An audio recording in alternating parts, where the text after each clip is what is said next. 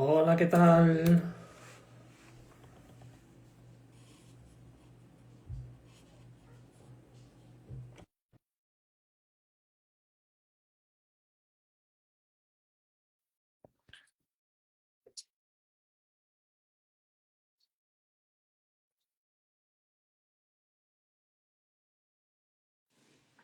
Hola,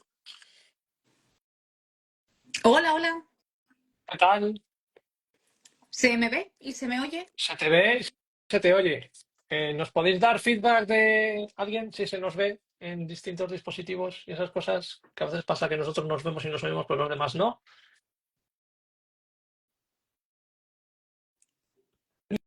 ¿Nos dais feedback, por favor? Esta maravillosa audiencia de 18 personas que hay por ahora.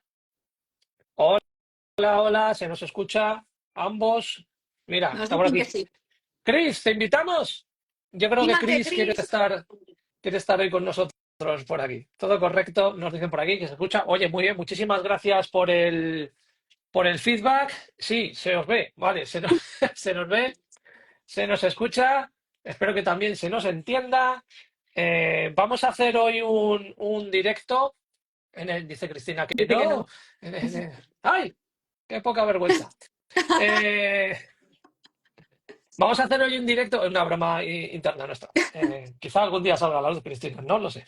Eh, Vamos a hacer hoy un directo en el que vamos a hablar de la próxima formación que tenemos anunciada desde hace bastante para profesionales, nuestro taller, nuestra primera edición del taller de Profundizando en el Diagnóstico Diferencial en Autismo, un taller que es para profesionales, que esto me lo estaban preguntando antes en privado. Es un taller para profesionales, pero sí es cierto que como pasó con la primera edición, la de Introducción al Diagnóstico Diferencial, a veces nos damos cuenta de que, bueno, incluso las propias personas en el espectro o sus familiares se pueden ver beneficiados de toda esta información, pero sí es cierto que es un taller que va a ser muy técnico. La primera parte ya era técnica, pero sí es cierto que tenía más parte, ¿no? de historia y de cierto análisis. En este también va a haber ciertas partes de esto. Ahora comentaremos un poquito más, iremos desgranando un poquito, pero este es eminentemente más técnico y por lo tanto está más indicado para profesionales. ¿De acuerdo? Y de hecho es imprescindible haber cursado el primer taller, el de introducción al diagnóstico diferencial. Por cierto, que hay algunas personas todavía que se han inscrito en la segunda parte del taller que no nos han confirmado que hayan hecho la primera parte. Estáis todavía a tiempo. Hay una edición online, además reducida, comprimida, de 5 horas, que la podéis hacer antes de iniciar este taller, que como sabéis, bueno, si no lo decimos nosotros, empieza el próximo 16 de mayo. ¿No? Si no me Sí. equivoco, Patrick. Sí, el día 16, justo dentro de un mes, viernes, será 2 viernes consecutivos, 5 horas de duración cada día, tela marinera.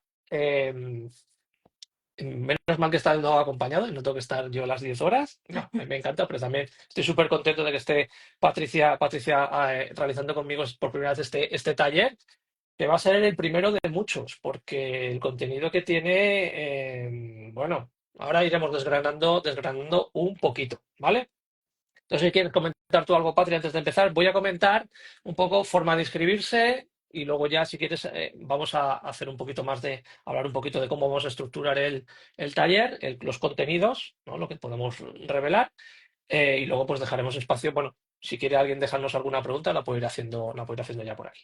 Perfecto. Vale, pues bueno, para apuntaros, pues es muy fácil. Tenéis enlaces en nuestros perfiles, los tenéis anclados para ver la información. Si no, como siempre, en mi página web, danielmillanlopez.com, apartado cursos, pues uno de los primeros está el máster de la Universidad Europea, pero el segundo curso está ahí, ¿vale? Que es el de profundización del diagnóstico diferencial y hay un enlace de compra y se compra con tarjeta de débito o crédito o PayPal, lo que tengáis, ¿vale? También hay gente que me está preguntando, pero es que no tengo PayPal y el enlace es a PayPal. Sí, pero PayPal trabaja también con todas las tarjetas de crédito o débito y no hace falta ni siquiera registrarse en PayPal, ¿vale? Podéis meter los datos de vuestra tarjeta y se hace igualmente la compra. ¿De acuerdo? Entonces, muy sencillo, ahí tenéis el enlace, es pinchar y fuera. No hay que hacer ni transferencia, ni Bizum, ni este tipo de cosas, todo a través de ese enlace, porque así además a nosotros nos llega directamente la información, la registramos, ¿de acuerdo? Con vuestro correo electrónico, que es el que os dará enlace para el Zoom en el que realizaremos el taller, ¿vale? Entonces, muy sencillo, en nuestros perfiles, tanto el de autismo femenino como el mío, Daniel Millán López, tenéis ahí un post anclado donde tenéis la información, pero si queréis, también en mi página web, ahí lo podéis ver en cualquier momento. ¿De acuerdo? Muy sencillo, muy fácil, pulsar y listo. Y en pocos días os empezaremos a enviar ya la información y una semana antes probablemente, o la semana, justo el lunes probablemente de esa semana, os enviaremos ya el enlace de Zoom para que podréis iniciar el curso el viernes 16 de mayo. ¿De acuerdo? ¿Sí? Vale, pues si no hay preguntas sobre el pago, si queréis vamos a empezar a hablar un poco del contenido del taller. Importante, Patricia, no sé qué te la parece. hora que no la hemos Ah, comentado es es de 9 a verdad, 2. de 9 a 2, sí, efectivamente, son 2 viernes, de 9 a 2, ¿vale? Si hay gente que me ha preguntado, pero es que yo estoy trabajando, claro, y nosotros también. Es el problema de este tipo de cosas que a veces es difícil. Hay gente que me decía, fin de semana, tal. Bueno, pues tampoco es tan sencillo, ¿vale? Tenemos que compaginar mucho todas las labores que hacemos, Patricia y yo, de intervención y de diagnóstico, con el tema de los cursos. A veces es complejo generarte esos huecos, ¿vale? Y también sabemos, bueno, que las tardes son complicadas para los cursos y para las formaciones, ¿vale? Después de comer, y esto lo digo yo por experiencia con los cursos, después de comer hay una caída en los recursos atencionales bastante importante, ¿vale? Entonces creemos que es mejor hacerlo en 2 mañanas, ¿vale? Bueno, mañana hay un poquito de tarde, ¿de acuerdo? Pero que para estar más atentos necesitamos estar muy frescos para una formación que, como decimos, tiene un corte bastante técnico, ¿vale? Sí.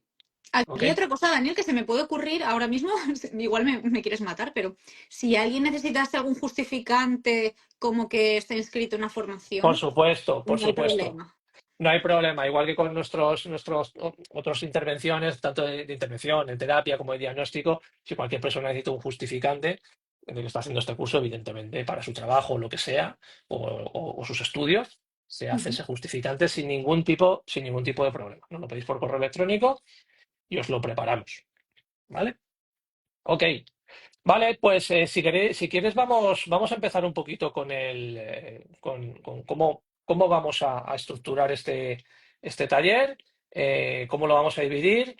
Es profundización en el diagnóstico, por lo tanto, es meternos ya mucho en la salsa, como bien dice el propio término, profundizar, ser bastante específicos en lo que es todo lo que tiene que ver con diagnóstico, con evaluación, con procesos de evaluación, autismo como eje central, pero con un proceso diferencial. Creo que sería buena idea, Patricia, si te parece, que comentases un poco cuál es la diferencia, a lo mejor, ¿no? de un diagnóstico normal de autismo con un diagnóstico diferencial, porque es una de las cosas que evidentemente tenemos que reflejar aquí en este curso. Exacto, y sobre todo para que quede muy claro, porque en muchas ocasiones ya no solamente a nivel de profesionales, sino también a nivel de las propias personas interesadas en este proceso, no vienen con mucha información sobre lo que es. Pero Ujú. un diagnóstico clínico, un diagnóstico al uso, el diagnóstico al que estamos un poco más acostumbrados, evalúa esa condición o esa variable que nos suena. Por ejemplo,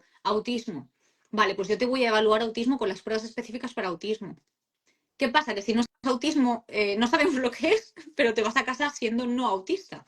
Un diagnóstico diferencial es un proceso mucho más amplio, mucho más costoso a nivel de pruebas, a nivel de tiempo, a nivel de recursos, porque las pruebas son bastante más complicadas. Se evalúa funcionamiento cognitivo, ejecutivo, adaptativo, social, clínico, sensorial, eh, emocional. No sé si se me escapa alguna, pero... Y que Y, ponemos como hipótesis no solo el autismo, exacto. sino otras condiciones o trastornos que pudiesen encajar en esa sintomatología que encontramos al principio o luego durante el proceso, Luego, y por eso va variando la hipótesis clínica.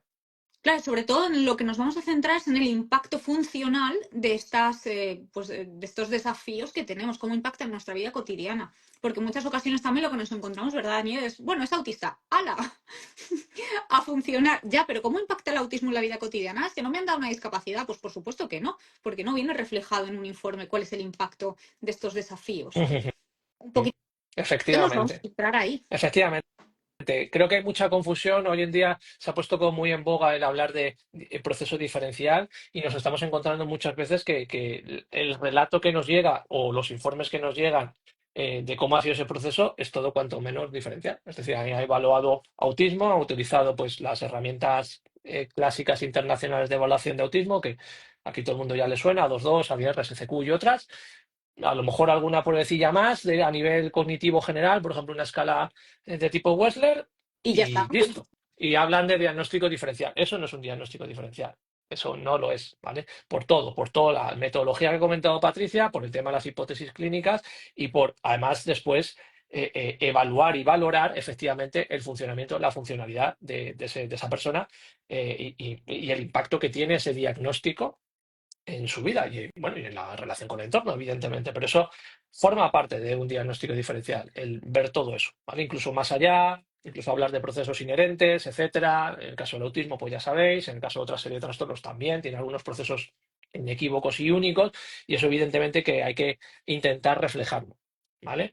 Entonces, claro, son dos procesos que son totalmente distintos y como dice Patricia, pues a nivel de costes de todo tipo, humano, económico, recursos, no tienen absolutamente nada que ver, ¿vale? Porque es una pregunta que me hacen. Me dice, a mí me hicieron un diagnóstico y fueron solo 2 tardes. Eso no es un diagnóstico diferencial, eso es imposible. Una evaluación diferencial es imposible porque, aunque sea solo la parte psicométrica, es imposible hacerlo en 2 tardes. Porque es imposible, porque no se puede, porque hay pruebas que tienen una extensión muy grande, porque además hay que hacer descansos entre esas pruebas. A nivel metodológico es imposible y además es que la fiabilidad que puede tener, la validad que puede tener un proceso así, pues Es deja mucho que desear. casi nula. Es También casi es cierto nula. que en algunas ocasiones nos reímos porque dicen, ostras, y aún así aciertan.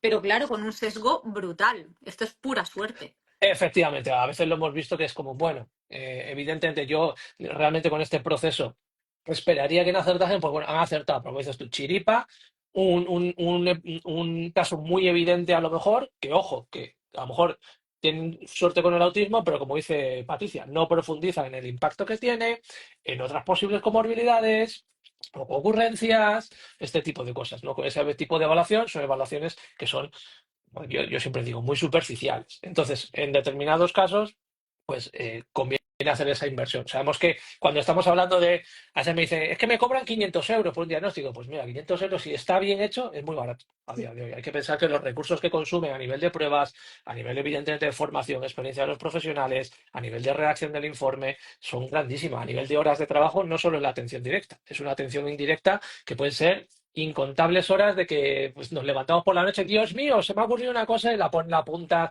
busca bibliografía, referencias, hay un trabajo ahí detrás brutal, de horas y brutales, ¿no?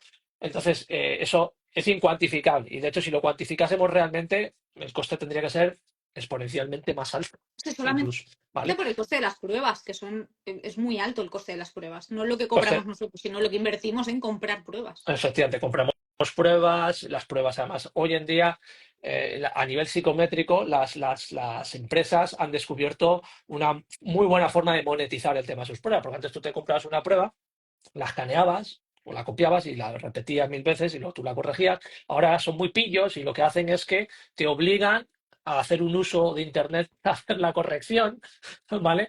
A veces no se puede ni hacer manual, es decir, la tienes que pasar, por ejemplo, si pasas determinada prueba online, pues la corrección es online y eso te genera un coste. Es decir, han generado ahí una serie, ¿no? Que por otro lado a mí me parece bien, porque al fin y al cabo es un recurso de alguien que ha invertido en hacer determinadas pruebas y quiere tener un beneficio, pues como el que escribe un libro o el que saca un disco, ¿no? Lo que sea.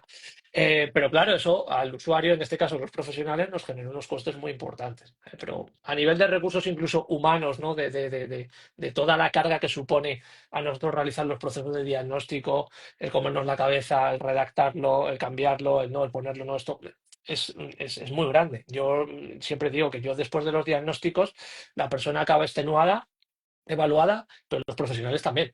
Es decir, nos genera un gasto a nivel cognitivo muy, muy, muy importante. Entonces, hay que valorar un poquito, ¿no? Por ejemplo, un proceso que dura como, a lo mejor como los nuestros de 20 30 horas, pues compararlo con esos que se hacen en 2 tardes, pues ¿qué quieres que te diga? Si lo comparas a nivel económico, parece que hay mucha diferencia, pero luego a nivel de profundización del proceso, pues no tiene nada que ver. Y eso O también hay que ponerlo en valor. incluso a nivel de informe. O a nivel Son de informe. muchísimos los casos que me llegan con un informe de 3 páginas, de 5, de 12. Y Y sobre luego todo ven los que míos no y les tienen dan patatas. contenido. Claro, Y lo porque que no, ahí qué vas a poner. pero que no tienen contenido, ¿no? Porque yo he visto informes que son muy buenos, muy cortitos, pues dices, hostia, es que ha dado en el clavo, a lo mejor y dirá, hombre, aquí me habría extendido más, ¿no? Pero dices, ostras, ojo, está muy bien, ¿no?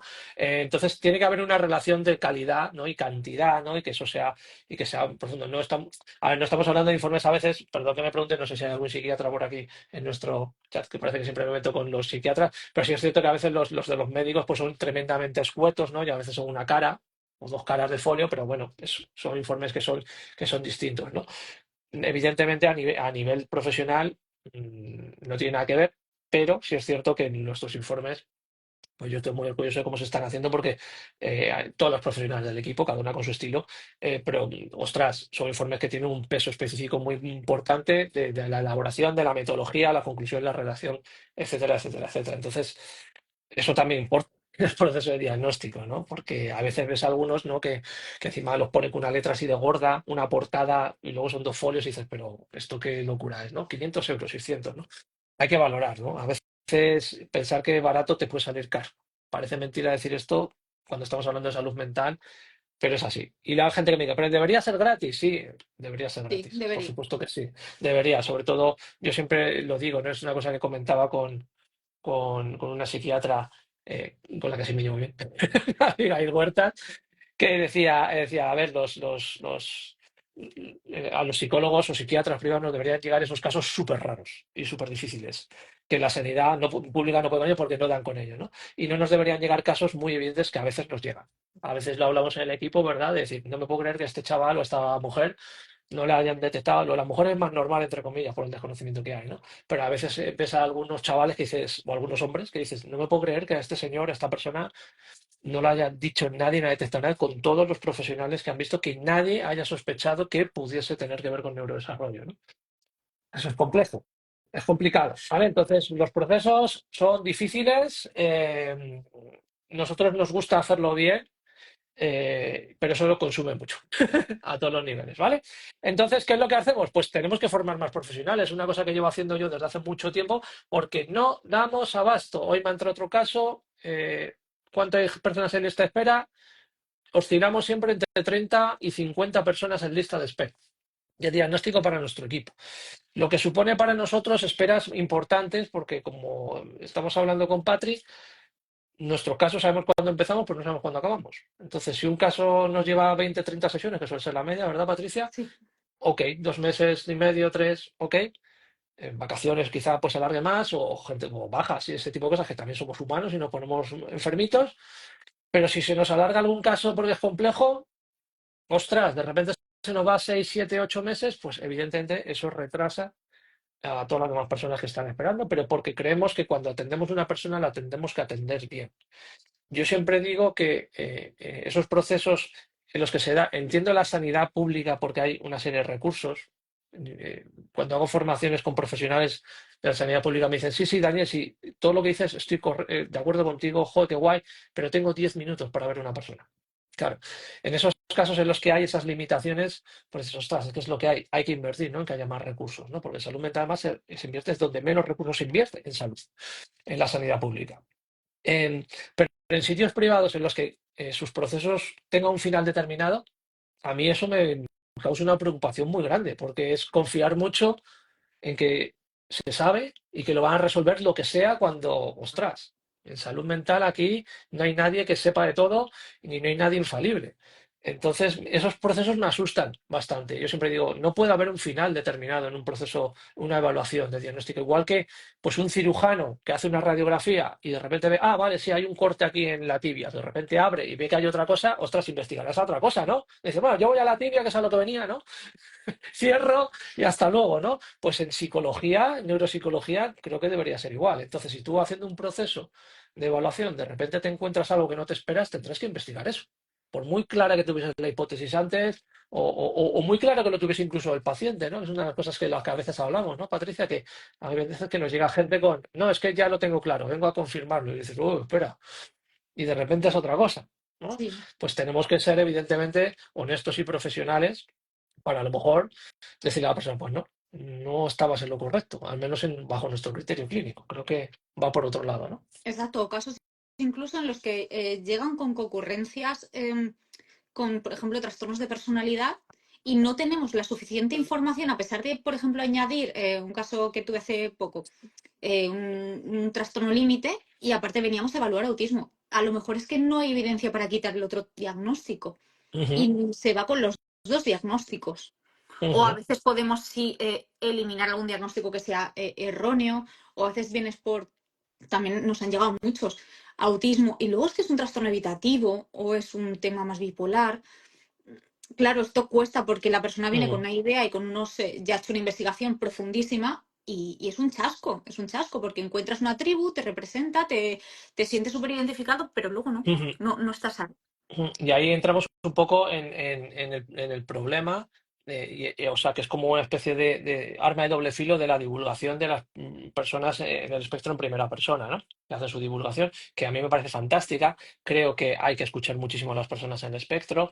Siempre digo que creo que estamos donde estamos a nivel clínico y sanitario y verlo no de una forma no meramente patológica por esa presión, ¿no? Que están ejerciendo las personas en el espectro, decir, nada de nosotros y nosotras, que me parece fantástica, pero ojo que también, como digo, es un arma de doble filo y a veces la divulgación de la experiencia en primera persona cruza un límite hacia la parte técnica, ¿no? Y se empiezan a decir cosas que a mí me preocupan.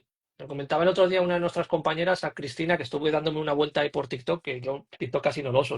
Subo las cosas, pero no, la verdad es que no lo uso para ver cosas. Y vi varias personas hablando de TDAH, este caso era de TDAH, y decían algunas cosas que, ostras, que me preocupaban bastante de lo incorrecto que era y el alcance que tienen esos perfiles de 50.000 personas, creo que la seguían a esta persona, y decía unas cosas que era como, esto no es así, pero ni de broma es así, ¿vale? Porque no hablan ya de la, oye, yo lo vivo así, sino, y esto pasa por esto, señales del no sé qué, y es como, ostras, cuidado, ¿no?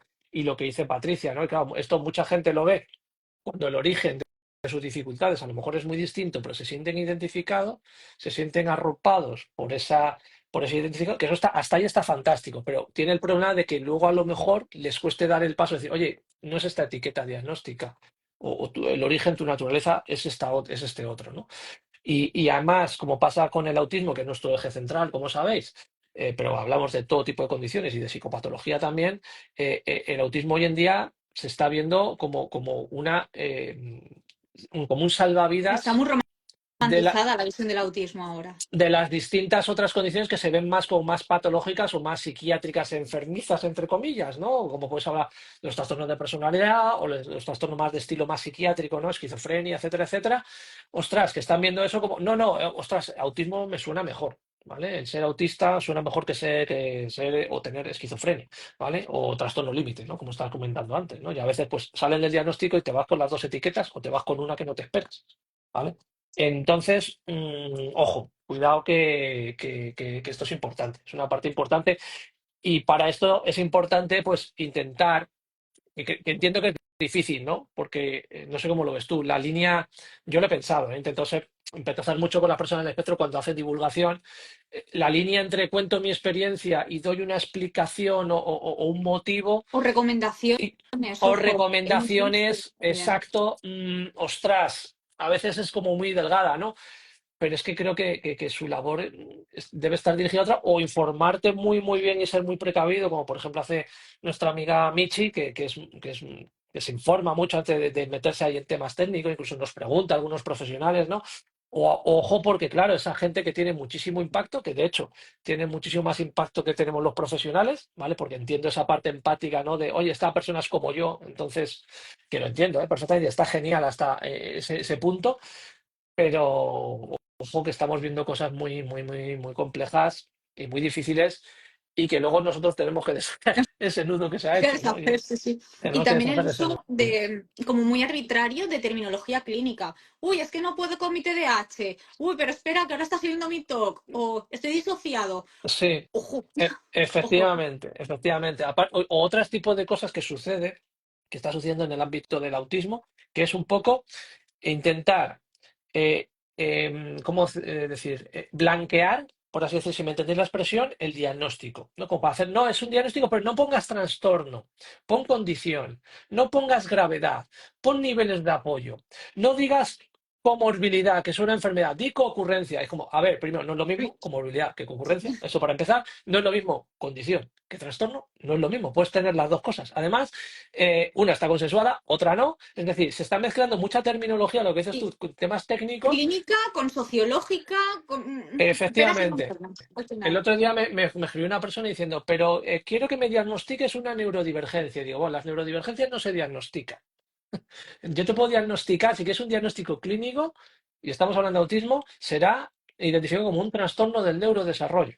Otra cosa es que yo lo vea así o no, o que esté totalmente de acuerdo con esa definición. No son cosas distintas. Pero si tú buscas un diagnóstico clínico, yo tengo que reflejar ahí un malestar y una patología. Y una Para empezar, es la puerta de entrada.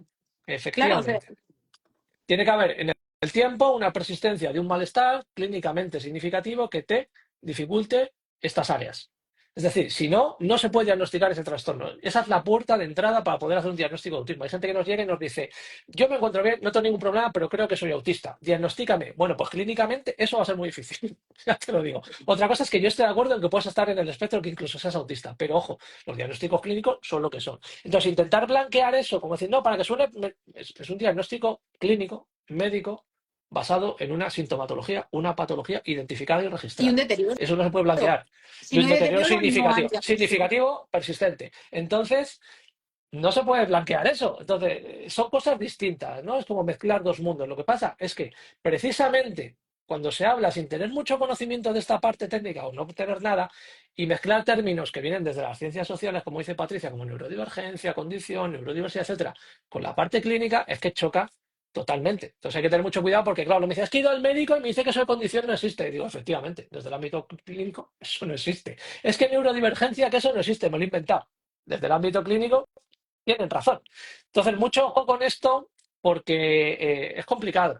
Y estamos viendo una época en la que está habiendo muchas malas interpretaciones de todo esto y una divulgación peligrosa. Ya digo, en general, fantástico. Hay que seguir machacando. Está muy bien que estéis en todos los escenarios, las personas del espectro, contando vuestras experiencias, incluso en todos los congresos, que por lo menos hay una persona autista y haciendo además, contribuyendo de verdad, no como decía mi amiga Ira, como monitos de feria. No, eso nada. De monitos de feria nada. Pues esa persona puede contribuir y es autista, pues genial que participe Y ahí, hay ¿no? muchos investigadores. Yo estoy haciendo la tesis con un investigador autista y es un profesional excelente. O sea, hay que salgan, por favor, porque estáis ahí. Ujú, efectivamente, están ahí y están haciendo cosas muy buenas, pero sí es cierto que hay otras cosas que, ojo, pues bueno, son cuestionables, ¿vale? Porque, bueno, pues producen más confusión que otra cosa, ¿no? Que luego, bueno, pues es que no me han aceptado el diagnóstico porque pone condición. Bueno, pues claro, Claro. evidentemente. Evidentemente, ¿vale? Entonces, bueno, ojo, este tipo de cosas que las tengáis en cuenta, nos hemos desviado a lo mejor un poquito de lo que es nuestro curso, pero es una cosa que sí es cierto que se trabajó un poquito en el curso de introducción al diagnóstico diferencial, porque sí es cierto que hay que hablar de todo esto y que lo tenemos que tener en cuenta y que las personas que nos llegan a consulta y que nos llegan a evaluación, pues a veces, muchas veces, nos llegan con ese discurso, ¿no? De la neurodiversidad, neurodivergencia, que me parece muy bien, es fantástico. A mí me parece bien, pero ojo que es tan peligroso como hablar solo de autismo como una patología. Creo que son dos polos que cuando se llevan al extremo no producen nada positivo. Entonces, ojo con esto que es más complicado de lo que parece. ¿Vale? Ok, vale, pues si quieres, Patrick, desgránanos un poquito el contenido del curso, ¿vale? ¿Cómo lo vamos a desarrollar? ¿De qué vamos a hablar? Vale, Este tipo de cosas. pues tiene diferentes bloques. Empezaremos con uno con una introducción, hablaremos de qué es el autismo, desde diferentes pues, paradigmas más médico, más desde el paradigma de la neurodiversidad, porque es imprescindible también tener en cuenta el tema sociológico más allá del tema clínico, porque bueno, no deja de ser de estar presente en nuestra sociedad como personas. También hablaremos de lo que se ha estado haciendo, cómo han ido cambiando las diferentes clasificaciones diagnósticas, yendo desde algunas más categoriales a otras más dimensionales. Y vamos a dar algunas pinceladas de algunas perspectivas que no se están llevando a cabo en España, se están empezando a introducir en América, como son los RDoC, ¿vale? Los Research Domain Criteria. Que ojalá vayamos para allí porque ahí es donde tenemos que ir. Aproximaciones dimensionales, el autismo cambia entre diferentes etapas evolutivas y sobre todo una aproximación dimensional, ¿no? Y que tenga en cuenta varios profesionales, no solamente el médico o el clínico, sino un Ujú, abordaje más mm, multiprofesional. ujú, También hablaremos de, bueno, dando unas pinceladas, hilando con el curso introductorio, por eso es importante también tenerlo, y si lo tenemos fresquito, pues siempre mejor, porque nos vamos a basar en estos contenidos para profundizar. Por lo tanto, si no lo tenemos, igual andamos un poquito cojos de esta parte, un poco perdidos. ujú, ¿Qué manifestaciones encontramos de las etapas evolutivas y demás? ujú, Luego ujú. también vamos a meternos de lleno en este proceso de diagnóstico diferencial. ¿Qué condiciones o qué trastornos se tienen en cuenta? Vamos a pasar por las que están en el DSM y la CIE y también vamos a pasar por algunas que no están en el DSM, no están en la CIE, están propuestas para su inclusión, pero pues de momento no están y a lo mejor hasta dentro de 5 o 6 años, que Sí, es la próxima revisión, pues igual sí. no. Algunos Pero sí, seguramente conoceréis los términos del tempo cognitivo lento, que está muy asociado a temas de TDAH, en neurodesarrollo más que en autismo, ¿vale? Pero sí es sí. cierto que los investigadores que trabajan sobre todo con TDAH, pues se lleva hablando de esto décadas, porque esto lo estudiaba yo cuando estaba en Badajoz todavía, me acuerdo, y también otro trastorno, otro cuadro que lleva mucho tiempo pululando por ahí, que es el trastorno del aprendizaje no verbal, antes llamado trastorno de la comunicación no verbal, que supuestamente se va a incluir o se está intentando que se incluya en la próxima edición del DSM. Pero ya Sí, veremos, ya veremos qué es lo que pasa. Ya sí, veremos qué es porque lo que también pasa. estaba propuesta para esta Sí, y no surge. efectivamente. El DSM-5, sobre todo la edición revisada, tuvo como una expectativa de introducir muchísimos cambios y al final los cambios fueron nimios, fue muy poquita cosa. Fue Sí, muy poquita cosa. Bueno, pues es importante, si habéis hecho el curso o lo vais a hacer, pues que sobre todo esa parte de diagnóstico con las distintas condiciones o trastornos con los que hay que hacer diferencial en autismo, pues que lo tengáis claro, porque ahí sí que fue una pincelada un poquito de comparación con el autismo, pero muy superficial. ¿Vale? Aquí entraremos más en ello y como dice Patricia, además hablaremos de otra serie de condiciones y de trastornos que no están oficialmente, pero que hay que tenerlos en cuenta y que además daremos una parte también muy importante que probablemente incluso nos estamos planteando hacer un curso aparte que tiene que ver con todo lo que tiene que ver con los trastornos de personalidad, ya sea los tres clústeres, etcétera, las perspectivas transdiagnósticas más dimensionales. Esto es una bomba de relojería y una caja súper, súper, súper difícil de hacer. Y entonces, a mí cada vez que hay un diagnóstico de estos y lo veo que es así, ¿no? Y lo diagnostican ahí básicamente a ojímetro, prácticamente sin evaluar a la persona, yo me echo a temblar, porque es como diciendo, pero vamos a ver si es de las cosas más difíciles que hay diagnosticar. O sea, ¿cómo es posible que se hagan esos diagnósticos tan superficiales? Bueno, pues los hay, ¿vale? Entonces, ojo con esto porque son diagnósticos que se cruzan muchísimos, que los contextos tienen muchísimo que ver, pero muchísimo que ver y encima y la cultura también, ¿vale? Entonces, ojo con esto que es muy, muy complicado y están ahí muchas veces entrelazados, ¿no? con los trastornos del neurodesarrollo, y no solo autismo, con todos los trastornos del neurodesarrollo. Entonces, ojo con esto que es muy importante. Y lo que dice Patricia, repasad también todo el tema que tenga que ver con hitos evolutivos, ¿vale? A nivel de desarrollo, señales de alarma de autismo y de neurodesarrollo a nivel evolutivo, que es una parte que hay que saber sí o sí, o por lo menos, como yo decía en el curso, al menos que tengas un cuadro con los más básicos de, oye, cuando supuestamente en desarrollo normotípico te empieza a hablar, te sientas, andas, te levantas, miras, señalas, todo esto, cualquier profesional en neurodesarrollo si no se lo sabe, tiene que tener una chuleta ahí cerca muy rápida, como yo siempre digo, que es como la tabla periódica para los químicos. Pues esto es lo que tiene que saber. Y el diferencial del TA también lo tiene que tener en otra tabla puesta ahí en la pared, un póster en la pared. Yo tengo un póster aquí en la pared con esto porque se me olvida algunas cosas. Son muchos datos. Entonces, me alucina, sigo diciendo que me alucina la gente que hace, es esto. Y digo, ostras, ¿te sabes todos los criterios clínicos de memoria de todos los trastornos del DSM? ¿Cómo es posible, no?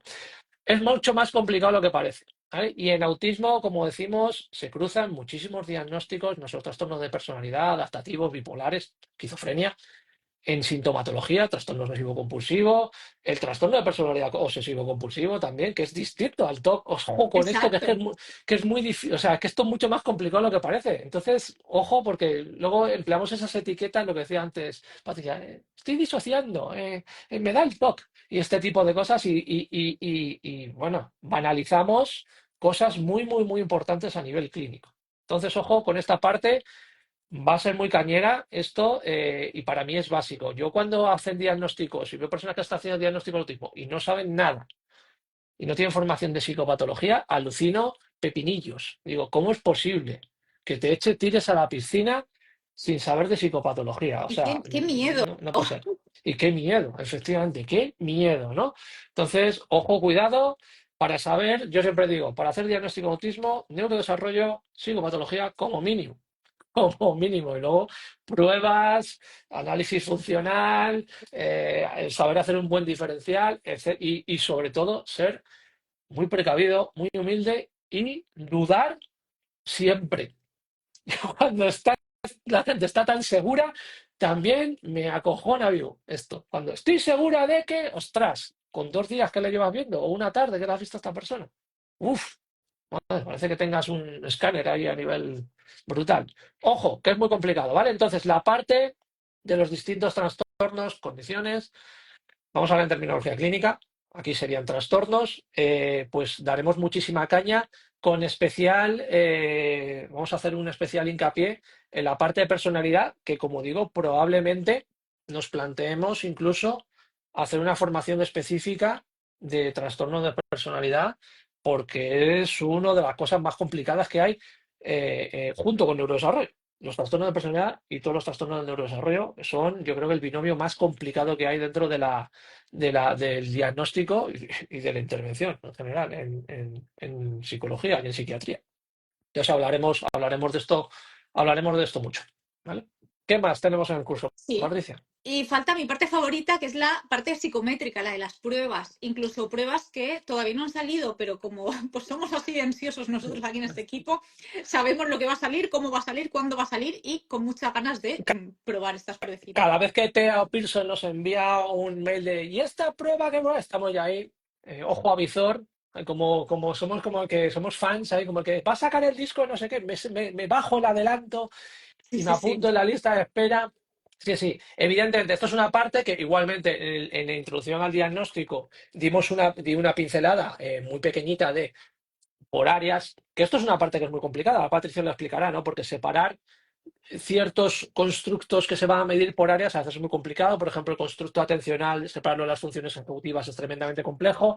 La parte simbólica de la parte mentalista que se tiene que evaluar también es muy complejo separarlo, ¿no? Pero intentamos hacer un poco, pues, oye, ¿qué pruebas utilizamos para qué? Es una de las preguntas, además, que nos suelen hacer y que también nos lo suelen hacer gente que no tiene ni idea de todo esto, que no tiene todo este background de como si todo fuese pues sustituir una prueba y listo, o dos y listo, ¿no? No, hay que saber utilizarlas, hay que saber cómo interpretarlas, hay que saber que no podemos concluir nada con el resultado de una prueba, una única prueba, ¿no? Y saber Patricia. adaptarlas también, porque en algunas ocasiones hay que adaptar pruebas. Totalmente. Esto es una de las cosas además que más hacía yo en el principio, hace un montón, en la prehistoria cuando yo empecé, y que me acuerdo que me decía, me decía mucho Juan Martos, que me acuerdo que estábamos pasando un Later, la primera edición, que es una prueba de inteligencia que se utiliza, para sordos, ¿vale? Para niños, sordos, ¿vale? Entonces, tremendamente visual. Entonces, claro, pues no se utiliza para autismo, ¿vale? Es bueno para autismo, pero no está diseñada para autismo, ¿vale? Entonces no lo utilizamos. Bueno, pues había algunos ítems, ¿vale? Algunos ítems de la prueba, ostras, que estaban súper desactualizados, ¿no? Porque para representar a un señor ponía un tipo con un sombrero y a una señora pues ponía una señora con una pamela, ¿no? Y era como, a ver, creo que esto, eh, requiere actualización. Y nos teníamos que inventar ahí un poco qué hacíamos, ¿vale? E igualmente, ¿no? Con pruebas a nivel mentalista, pues igualmente, cogemos pruebas que no están diseñadas a veces para autismo, pero que sabemos que nos pueden dar mucha información, ¿vale? Entonces, pruebas para autismo, autismo en plan como tal, a nivel global, no os creáis que hay muchas, Ay, ¿vale? Lo que pasa es que después sí. hay que medir distintas funciones, ¿vale? Porque no solo es evaluar autismo, hay que evaluar a nivel neuropsicológico. ¿Por qué? Porque esos resultados que nos dan esas pruebas nos indican un funcionamiento a nivel cognitivo, que puede encajar o no, o menos, en los esquemas de los distintos cuadros clínicos. Entonces, las pruebas hay que utilizarlas con cabeza, ¿vale? Ojo con las interpretaciones, como dice Patricia, ojo que también hay que adaptarlas, hay que saber cuándo pasarlas, hay que saber cuándo parar, ¿vale? Hay determinados momentos que pasas una prueba y te dices, espera, esto me interesa más, ¿vale? Pues te jorobas porque eso interesa más. Hay que recordar que las pruebas están ahí para ayudarnos en el diagnóstico y no para darnos un diagnóstico. Porque para eso están los ensayos, o sea, las análisis de sangre, que te sacan la sangre y te dan un resultado. Las pruebas a nivel psicométrico sí te dan un resultado de ciertas funciones, pero tú lo estás haciendo con un objetivo. O sea, no es cuestión de decir, voy a ver si esta persona tiene un CI de tal. No, no funciona así. Y podemos dar Entonces, diagnóstico con pruebas negativas, porque aquí lo que importa es la efecti- opinión del eh, clínico. efectivamente, esto es una cosa, por ejemplo, que Amaya Herbás, por ejemplo, que es una profesional muy conocida ahí de tu tierra, no, de tu tierra, no, de tu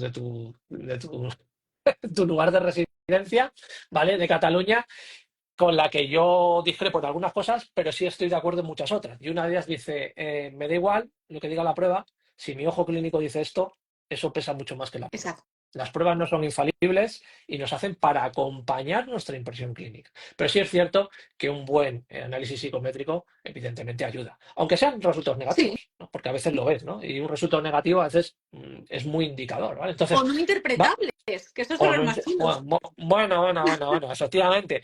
Pero fíjate que eso es un dato que a nosotros, cuando lo vemos no interpretable y vemos esas curvas tan raras, esa discrepancia, esa disarmonía evolutiva, decimos, ostras, qué claro lo tengo aquí. De repente ves el informe y dices, CI de no sé cuántos. Esta persona tiene altas capacidades y tú dices, pero ¿cómo? Con una sola prueba de escala Werner que hace así, que está incluso por debajo de la media, algunas áreas le dan unas altas capacidades. Pero, ¿cómo es esto? Bueno, pues ese tipo de cosas es importante conocerlas, es importante saberlas, ¿vale? Las pruebas, igualmente, hay que entrenar, ¿vale? O sea, tú no puedes coger una prueba que no has pasado nunca y en un caso de evaluación de repente pasársela. Esto no se hace así. Si es cierto, y esto me lo preguntaron el otro día, mira, creo que es interesante que lo digamos aquí, que el tema este de los cursos de formación sobre pruebas y esas supuestas acreditaciones encierran una trampa a nivel comercio bastante importante, ¿vale? Porque no hay ningún tipo de regulación en ese sentido en España. Es decir, no tienes que acreditarte en A22 y en ADR para pasar esas pruebas. Que evidentemente si lo haces es bueno porque te da cierta garantía de que has tenido un aprendizaje. Por supuesto que sí, ¿vale? Pero si haces eso, ojo, pues que el resto de las pruebas también tendrías que demostrar o asegurarte tú a nivel personal por una cuestión de, oye, de honorabilidad como profesional, de que sabes interpretar una escala Wessler o hacer una DR o lo que sea, ¿vale? Porque es que hay veces que ves y dices, a ver, que aquí hay un error, que no lo digo yo como profesional, que es que lo dicen las instrucciones de la prueba. Lee las instrucciones de la prueba. A veces pasa eso, a veces nos encontramos con eso. Entonces, ese tipo de cosas, ojo, ¿vale? Que hay que tener muchísimo cuidado. Pero con eso como con todo. Es decir, igual que si estás diagnosticando diferencialmente, pues coge el DSM y ve el conjunto de diagnósticos que tienes que comparar a nivel de sintomatológico con el autismo. Tendrás que saber de eso, ¿no? Pues con las pruebas pasa un poco lo mismo. ¿Vale? Y ya no solamente la acreditación, sino aquí, Daniel, pues igual también me quieres matar por abrir el tema de quién puede pasar según qué pruebas. Vamos a hablar de Porque esto. es un tema muy controvertido que lleva mucha confusión y que además nos llegan muchas preguntas bueno, que nos sorprenden, ¿no? A mí por lo menos me sorprende. Por favor, esa persona que nos pregunta esto no se ha leído la prueba que está criticando o por la cual nos están criticando a nosotros. Ujú, Por ejemplo, en mi caso profesional, yo soy neuropsicóloga, yo tengo ciertas acreditaciones, tengo cierto bagaje, tengo formación muy concreta en pruebas y yo puedo pasar pruebas que a lo mejor otros profesionales no pueden pasar ujú, a nivel de neuro o a nivel sensorial, que aquí es donde viene el debate. O sea, ujú. un perfil sensorial puede pasarlo un neuropsicólogo o un profesional sanitario, siempre y cuando sea dentro de un contexto de una evaluación amplia.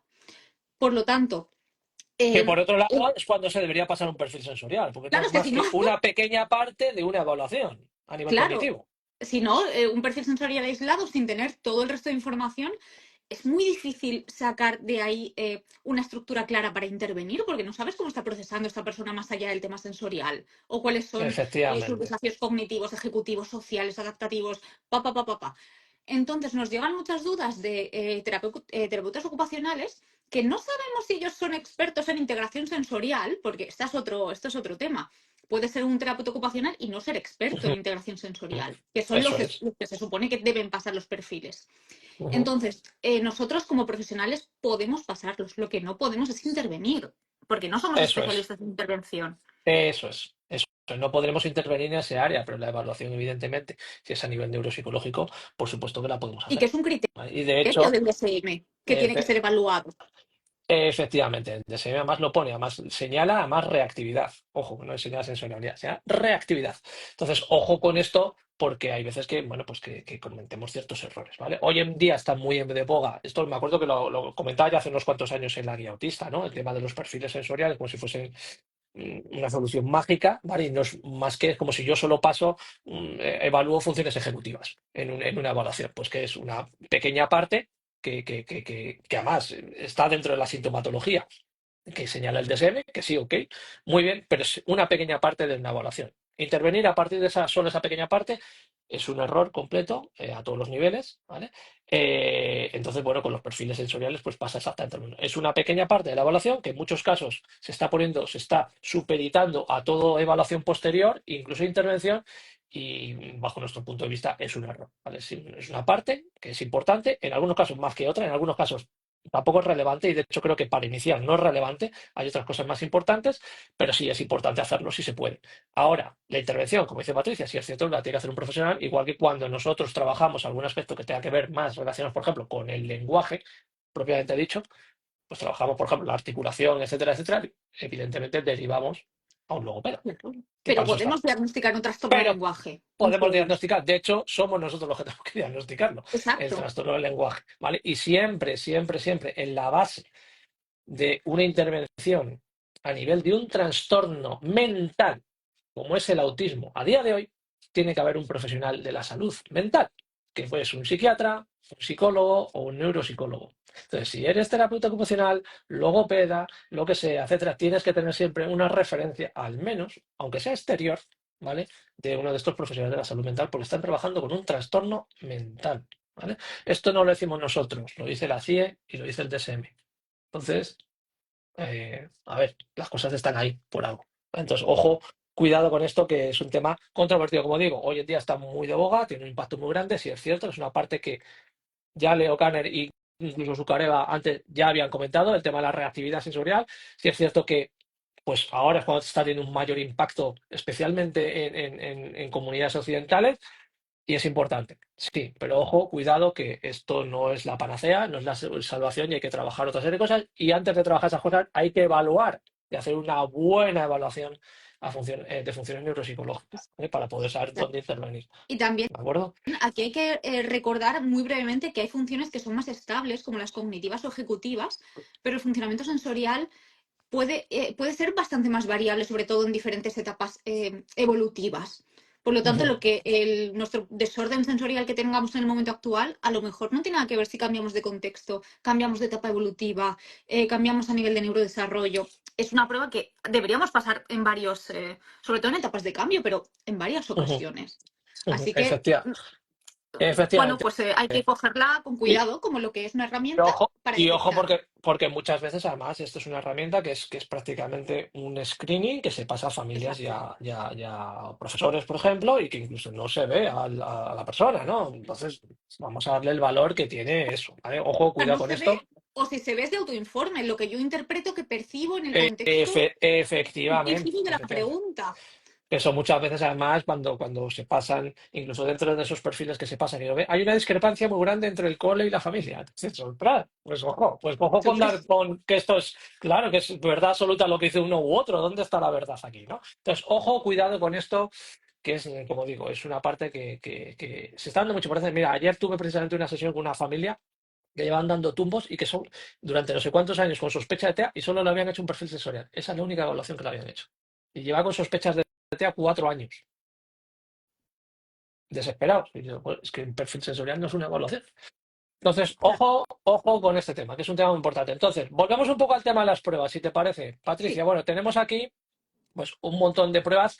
Evidentemente, no vamos a enseñar cómo pasar el TESEL, ¿vale? O, por ejemplo, una que utilizamos nosotros mucho. Me acuerdo que esto se la comenté a Chris hace muchos años, el tema del cambios, ¿no? Para las funciones ejecutivas, que me parece que está bastante bien en algunas ocasiones, ¿vale? O, por ejemplo, otra más conocida, más antigua, como es la figura compleja de Rey, ¿vale? Evidentemente nos vamos a enseñar a hacer esto, a hacer esto. Si no lo sabéis, pues os compréis la prueba y os la aprendéis y practiquéis como hacía yo en mi época con mi familia. Entonces, pues, después, cuando ya lo sabéis hacer muy bien, pues lo pasabais con ayuda en algún caso, o con supervisión, que es otra de las cosas que hacemos, ¿vale? Profesionales que llevan ya un tiempo, supervisamos, ¿no? Cuando se hacen esta serie de procesos, hasta que ya tienes suficiente soltura, ¿no? Para hacer este tipo de cosas, ¿vale? Pues os vamos a presentar un montonazo de cosas y como dice Patricia, incluso algunas que todavía no han salido. Me parece muy, muy, muy interesante, ¿no? y también me gustaría dar algunas pautas de dónde fijarnos más, Eso en qué variables a lo es. mejor dentro de según qué condición nos pueden dar más información que otra, aunque aparentemente una sea más socialmente donde nos fijemos más, pero quizás en este contexto concreto no nos dé tanta información como otra que está pasando desapercibida. Efectivamente, creo que esta es la parte muy importante y por eso os decía antes que el tema de las pruebas no es tanto el resultado que nos dé, sino la ejecución en el momento de la prueba y que a lo mejor un valor específico de la prueba nos da mucha más información de la que pensamos y no centrarnos solo en, bueno, vamos a hacer la suma. ¿En qué percentil está? Ese tipo de cosas porque perdemos ahí muchísima información. Yo siempre digo que en las pruebas hay una parte cuantitativa y otra cualitativa, ¿vale? Y la cualitativa de verdad que tiene un peso enorme. Incluso Sí, comentarios que haga la persona cuando estamos haciendo la prueba, a veces nos dan la clave, nos dan una clave muy importante, aunque la prueba la supere, entre comillas, y de repente te exacto. hace un comentario que dices tú, cuidado, esto no me encaja, ¿no? O si está Entonces esa parte es súper, entendiendo súper la importante. premisa, o si la está ejecutando, y entre medias mete otra cosa. Entonces, la Eso es, información subjetiva nos da más información que la objetiva, porque la objetiva ya están los baremos y ya están las puntuaciones. efectivamente. Pues ahí tenemos, vais a tener ahí de temas de, pues, de atención, funciones ejecutivas, aprendizaje, parte creativa, ¿no? Que es una parte que es muy importante en la evaluación y se está viendo ahora muchísimo, ¿no? En la evaluación de autismo, ¿no? Las pruebas, ¿no? Para evaluar esa parte creativa, la parte mentalista, pues cosas que son muy, muy, muy, muy, muy, muy importantes, ¿vale? Otra parte muy importante, me gustaría que hiciéramos aquí un pequeño hincapié, porque es una cosa que además que tú mencionas mucho siempre, que es muy importante, no solo para el tema del diagnóstico, sino ir un poquito con el tema, ¿no? Del tema de la discapacidad. El otro día me hicieron una pregunta por YouTube que volvemos un poco a lo mismo. Pero es que tiene un diagnóstico de autismo y no le han dado la discapacidad. Y también el TDAH, y le han dicho que eso es lo de menos, ¿no? Pues es que efectivamente, muchas veces en el tema de las valoraciones de discapacidad, el diagnóstico solo es la puerta de entrada, por lo que van a medir es la funcionalidad. De hecho, se utiliza como eje para elaborar los baremos de funcionalidad, se utiliza la clasificación internacional de funcionamiento, de la Organización Mundial de la Salud, ¿vale? Entonces se va a hablar cosas como la capacidad, ¿no? que tiene de funcionalidad. Y hay una cosa que es muy importante, que tú siempre haces muchísimo hincapié, Patricia, que es el tema de la conducta adaptativa, ¿verdad? Sí, yo además soy súper fan. ¿Por qué? Porque a lo mejor es que estás dentro del espectro, pero no tienes un desajuste, no tienes un impacto significativo en tu vida cotidiana. ¿Por qué? Pues porque has nacido en un entorno altamente estructurado y has conseguido pues un trabajo también que te permite pues regularte bien y no tener demasiado desafío. ¿Sigues siendo autista? Sí. ¿Necesitas una discapacidad? Pues a lo mejor en este momento no. ¿Cómo Ujú, podemos evaluar eso? Con la conducta adaptativa en diferentes áreas, tanto conceptual como social como práctico. Esto es ujú, primordial y es lo que nos va a abrir la puerta, como dice Daniel, a esa discapacidad. ujú, Porque una discapacidad es un apoyo que te dan porque hay un deterioro y hay un impacto. ujú, Y aquí es donde abrimos el melón de, ¿es un trastorno, es una condición? Pues bueno, una persona que es hacia donde queremos ir, que como sociedad tengamos o sea, que no haga falta ni siquiera la palabra inclusión, que ya esté dentro de nuestro funcionamiento, que exista una variabilidad de presentaciones y de neurotipos, sin impacto y sin ujú, malestar. Pero entre medias, pues nos hacen falta discapacidades para apoyar, sobre ujú, todo en etapas o formativas o laborales o, bueno, ujú. Sí, yo creo que es muy importante esta parte, ¿no? Y como decimos, además, como el impacto que está teniendo el movimiento asociativo, ¿no? Y la de las personas en el espectro en primera persona, hablando de condiciones, etcétera, que estamos muy de acuerdo y lo que dice Patricia es que a veces, me acuerdo que lo dijeron cuando fuimos a la formación esta en el Hospital Sant Joan de Déu. ¿Te acuerdas, Patricia? Que me sorprendió que desde un entorno tan clínico, ¿no? Pues hicieran esta aseveración, ¿no? De introducir el concepto de condición en un ambiente clínico de un hospital, ¿vale? O sea, que es lo más duro, entre comillas, en ese sentido, ¿no? Por así decirlo, más hermético, por así decirlo, y lo dijeron de una forma que creo que estamos muy de acuerdo y me pareció muy guay, ¿no? Como lo comentaron, ¿no? Que todas las personas en el espectro tienen la condición. Pero solo aquellas que, al contrario de lo que dice Patricia, no tienen ese ambiente adaptado, no tienen esa estructura, no tienen ese ambiente a veces protegido, incluso diseñado para ellos, en la interacción con el entorno, es una cosa que llevo diciendo yo desde hace 30 años, en la interacción con el entorno les produce un trastorno. Claro, Entonces, todos tienen exacto, la condición, pero no todas tienen por qué tener, y de hecho lo deseable sería que no lo tuvieran, ¿no? exacto. El trastorno, ¿no? Entonces, es una cosa muy chula y eso, evidentemente, a la hora de la evaluación, lo tenemos que medir, porque es una parte muy importante, porque para cumplir esos criterios clínicos tiene que haber esa parte de deterioro, pero ojo, que lo que dice Patricia, puede haber una serie de construcción de conductas adaptativas que ahí viendo cómo las han construido también nos dan muchas pistas para el diagnóstico, ¿no? La parte un poco, ¿no? De la sistematización autista, ¿no? Que provoca, ¿no? Que reconozcan ciertos patrones a nivel emocional, pero joder, es que es una parte muy mecánica, ¿no? De cómo lo han hecho, ¿no? Pues esa parte a nivel de evaluación también es muy importante para que nos da muchísimas pistas, ¿no?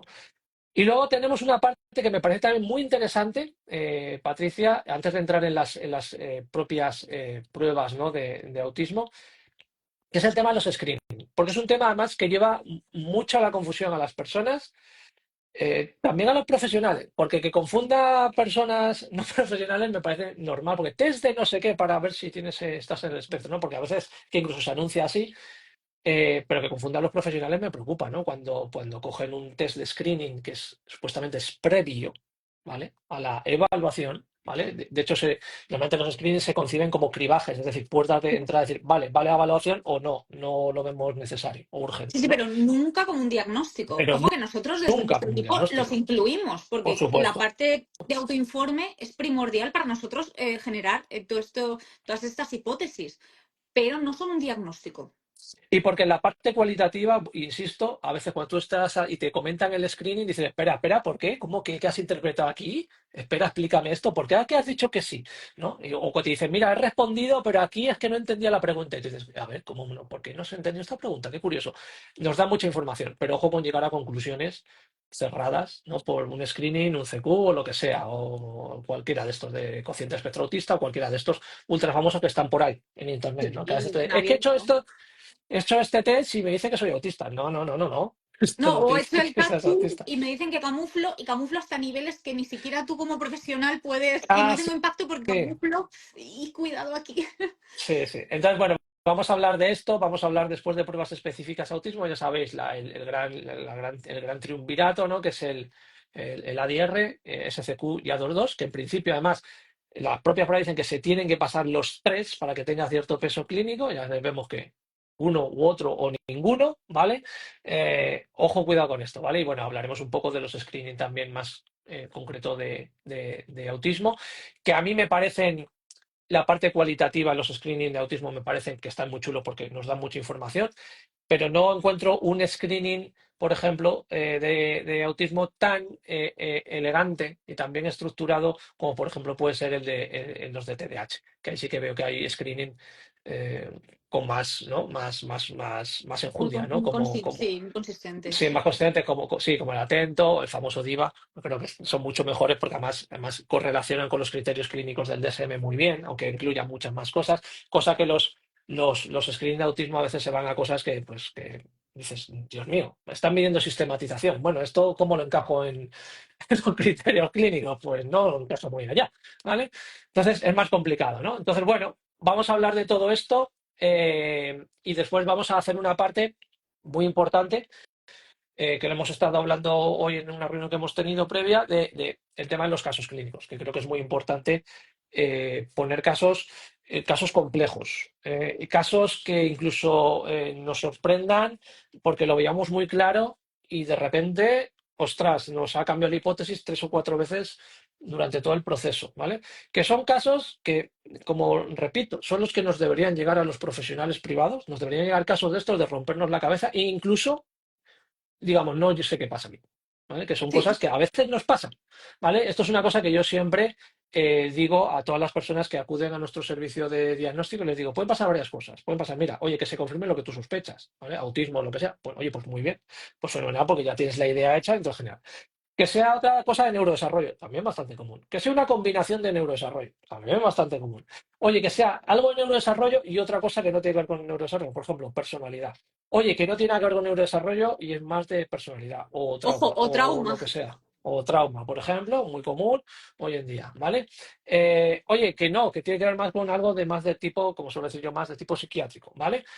Pues también puede ser. O una combinación de todo eso, también a veces es posible, ¿vale? Y también puede pasar, ¿vale? Que aunque haya mucha colaboración de la persona, que por cierto es fundamental para hacer un diagnóstico, especialmente en adultos, a los peques les puedes medio engañar, pero un adulto es más complicado si no hay colaboración.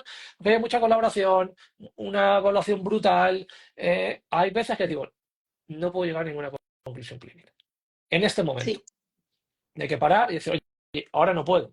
No, no, no, no tengo. Por más información que me des, o a lo mejor ya no tengo más información que recoger, no puedo porque no encajas en ningún cuadro clínico o encajas en demasiados, que algunos son incompatibles y no se puede llegar a ninguna conclusión clínica. Esto puede pasar, puede pasar. Evidentemente, en una evaluación compleja diferencial en la que no tenemos finalización, por así decirlo, es más complicado, ¿vale? Que en una que diga, oye, tengo 3 días para evaluar. En esas es que, no, digo yo que deberían ser el 90% de los casos, ¿no? De inconcluso.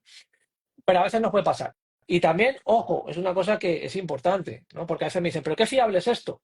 Nada en un análisis clínico neuropsicológico es 100% fiable. Ningún diagnóstico hecho por el mejor de los profesionales, el mejor equipo, si te aseguran que es 100% fiable o te aseguran que te van a diagnosticar sí o sí, os están mintiendo, ¿vale? Os están mintiendo. Ningún diagnóstico clínico es 100% fiable porque nos basamos en observación, cotejación de datos e interpretación. Y en la interpretación y en el análisis de los datos también puede haber errores, ¿vale? Sí. Y en Incluso un con el mejor. contexto cambiante también en algunas ocasiones, por lo tanto, Claro, claro. Vamos a ver, es que pueden pasar mil cosas, ¿vale? Entonces, como digo, hay veces que, a mí, por ejemplo, sí es cierto que hace un tiempo que no me pasa, pero hubo hace 2 años, creo que, o así, que me pasó en dos casos. Uno que estuve 7 meses y otro 9 meses evaluando. Pues los dos inconclusos. Ostras, era complicadísimo. Se consultó al equipo en algunos casos, en otros se consultó profesionales fuera del equipo.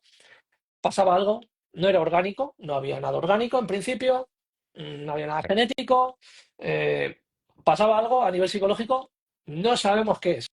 ojo, no había nada Esto puede pasar. genético detectable.